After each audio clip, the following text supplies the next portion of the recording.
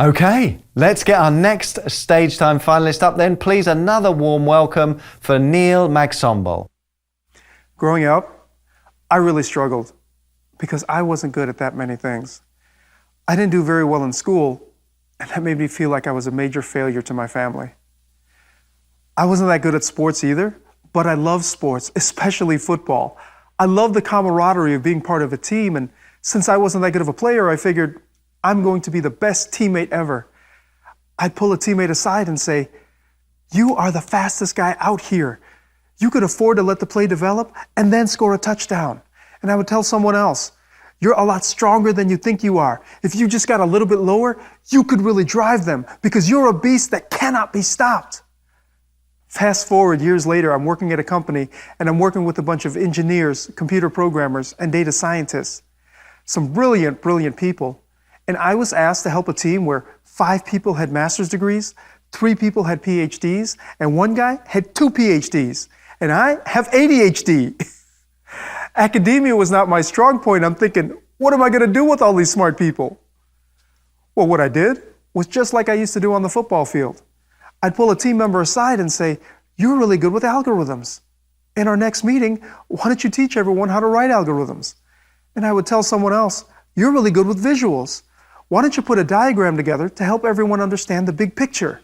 And after our meeting, I would say, "Hey, great job with those algorithms." Bam! "Hey, that diagram was awesome." Bam!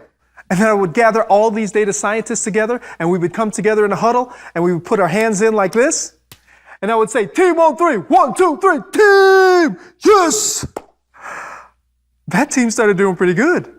Then I got asked to help other teams and other departments and eventually other companies. And I had a revelation. My whole life, I struggled to figure out what I was good at. And then it hit me. What I'm good at is helping other people find what they're good at. That's where I'm the strongest. That's where I'm energized. That's where I feel alive. Because I finally figured my gift in life is to help other people find theirs.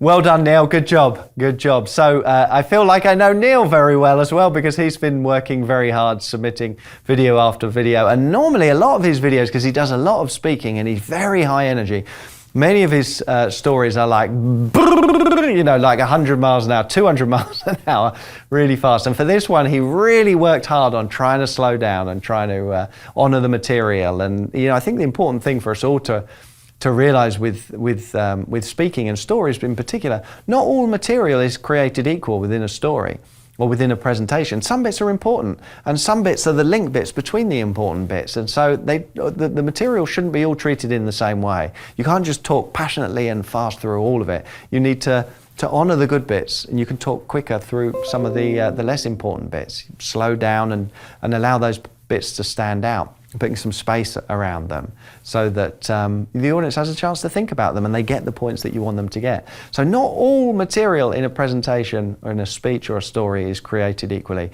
needs to be treated differently. And I think Neil worked really, really hard to go from his normal high, super high energy delivery to really thinking about the best way to present different parts of the story to the audience. So great job, a great example of that, Neil. Thanks very much for all your hard work.